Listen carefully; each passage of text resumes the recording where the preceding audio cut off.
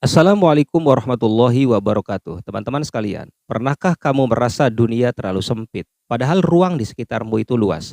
Pernahkah dadamu sesak tanpa sebab, bahkan saat segala hal tampak baik-baik saja?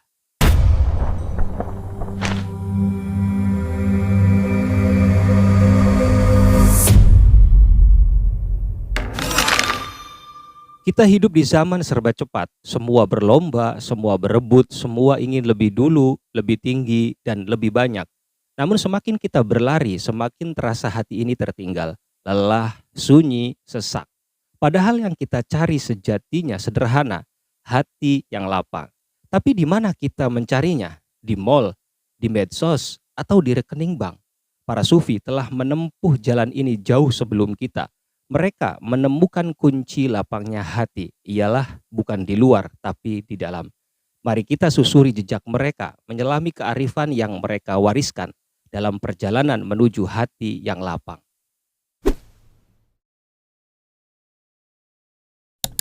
Kelapangan hati bukan berarti tidak pernah sedih, bukan berarti bebas dari masalah.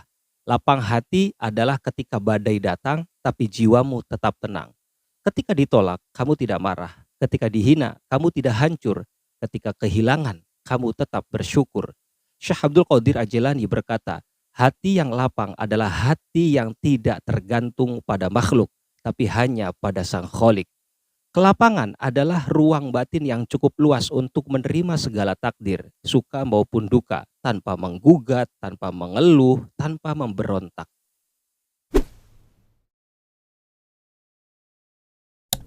Para sufi mengajarkan bahwa hati bisa sempit karena tiga hal. Pertama, keterikatan pada dunia. Semakin banyak yang kita inginkan, semakin sempit hati kita. Kenapa? Karena setiap keinginan adalah beban. Yang kedua, kebencian dan dendam. Kita simpan luka, kita ulang-ulang kesalahan orang. Hati pun jadi sumpek karena terlalu penuh dengan masa lalu.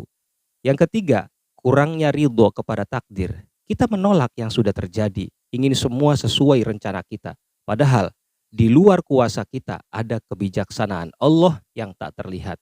Imam Al-Ghazali menulis, orang yang hatinya sibuk dengan dunia tidak akan merasakan manisnya hubungan dengan Allah.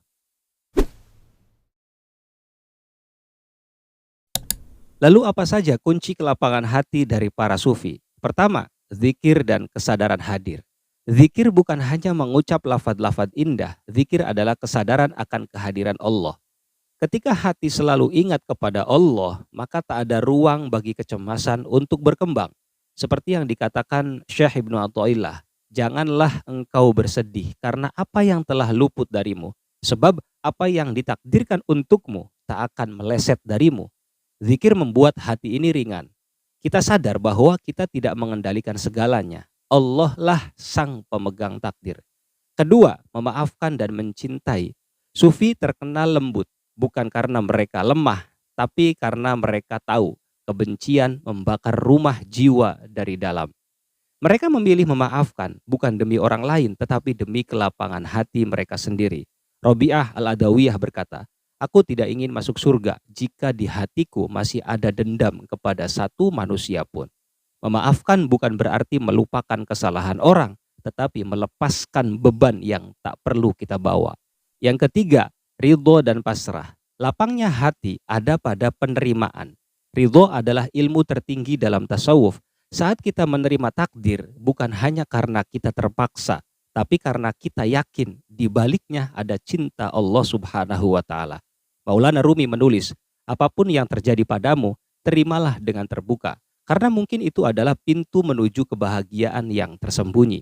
Ridho bukan pasrah buta, ridho adalah puncak dari kepercayaan bahwa Allah tak pernah salah menulis skenario hidup kita. Para sufi menempuh jalan panjang, tapi mereka memulainya dengan langkah-langkah sederhana. Kita lihat langkahnya. Yang pertama, bangun sebelum fajar. Karena di sepertiga malam, langit dan bumi saling membisikkan rahasia ketenangan. Yang kedua, berzikir dalam diam. Karena suara hati lebih penting dari suara bibir. Yang ketiga, menolong orang lain diam-diam. Kenapa? Karena saat memberi tanpa ingin dilihat, hatimu sedang dibersihkan. Yang keempat, menangis dalam doa, sebab air mata itu membasuh luka-luka yang tak terlihat oleh manusia. Nah, kelapangan tak datang dari teori, tapi dari kebiasaan, dari kesabaran, dari perjalanan batin yang terus diperjuangkan.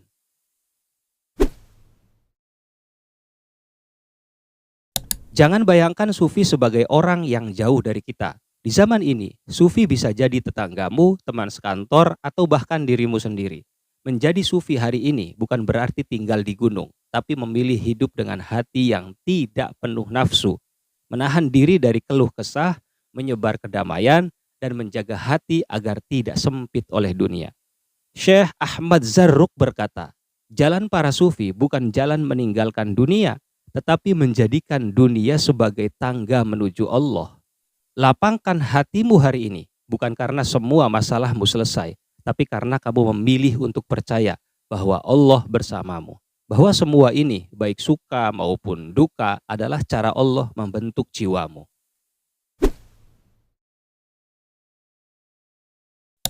Teman-teman sekalian, jika dadamu terasa sempit, jangan buru-buru mencari pelarian. Berhentilah sejenak, lihat ke dalam, dengarkan hatimu. Mungkin ia terlalu penuh, ya mungkin oleh dunia, oleh luka, atau oleh kemarahan. Saat itulah para sufi membisikkan nasihat. Lepaskanlah bukan untuk kehilangan, tapi untuk melapangkan jalan kepada Allah. Ketenangan sejati bukan hasil dari peristiwa di luar, tapi dari kelapangan di dalam. Dan kelapangan itu tidak akan kamu temukan di dunia kecuali jika kamu membawanya dari dalam dirimu sendiri. Jalan menuju hati yang lapang adalah jalan panjang. Tapi satu langkah yang jujur sudah cukup untuk memulainya.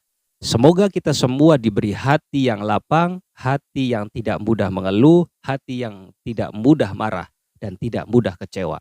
Hati itu hati yang luas seperti langit dan dalam seperti samudra, tempat rahmat Allah turun dengan lembut dan terus menerus. Sekian, wallahu a'lam, wassalamualaikum warahmatullahi wabarakatuh.